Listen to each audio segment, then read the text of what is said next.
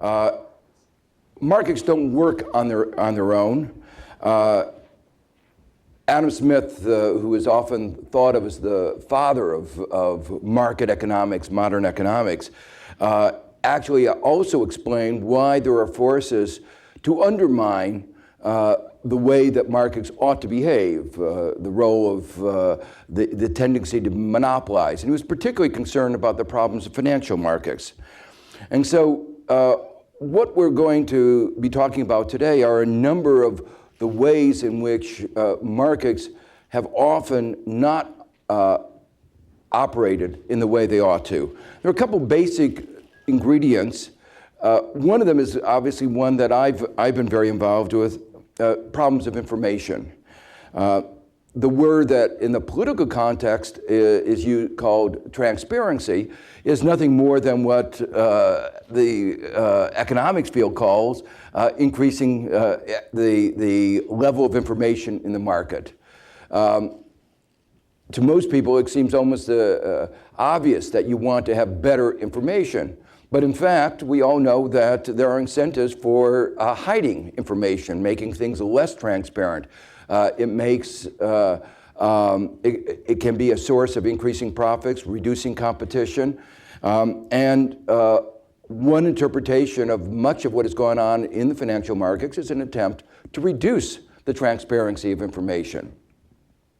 Other issues, competition.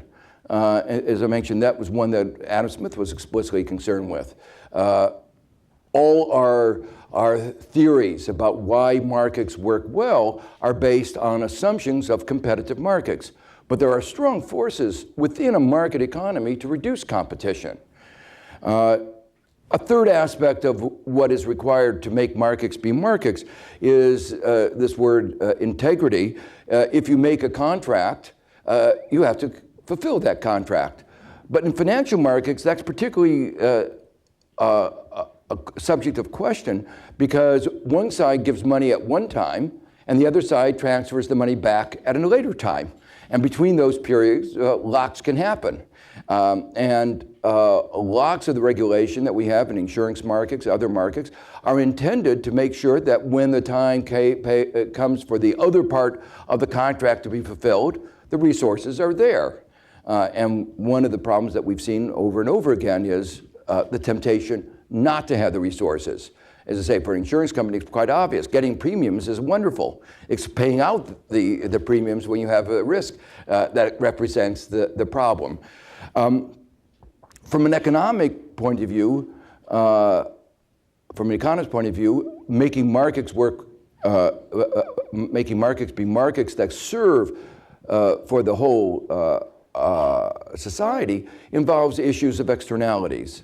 That when people take actions which affect others that they don't take into account, markets may not serve the well-being of society.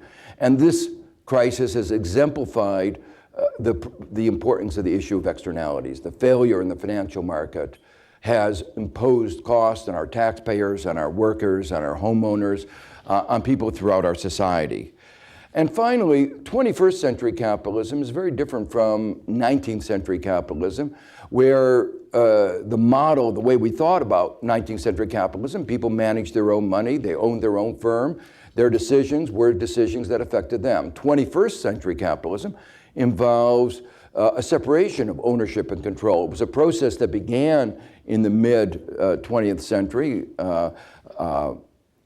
talked about a great deal at that time, but somehow we've forgotten it.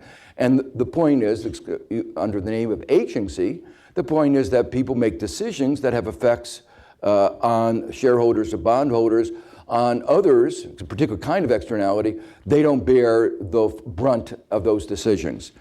The result of all these things is, that, sadly, that a market economy may not work quite as well as the image of the free market economy that we would all like to believe. Many of the people here are in the market, but they also believe that markets ought to be serving our society. And that when these problems that I've just outlined appear, they often don't. We can get instability, we can get the kinds of crisis that we've just had. So What I've just tried to do is outline the principles.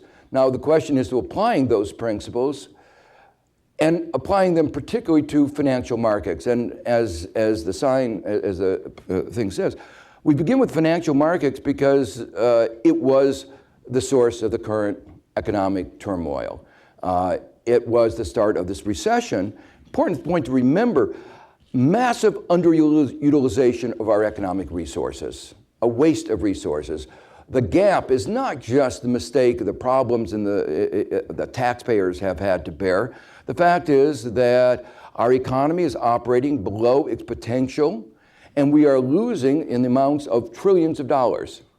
So it's not just the taxpayer money that we've been talking about. We were talking, well, the taxpayer may or may not get paid back what has been given. They never talk about interest, particularly compensation for risk. That's another matter.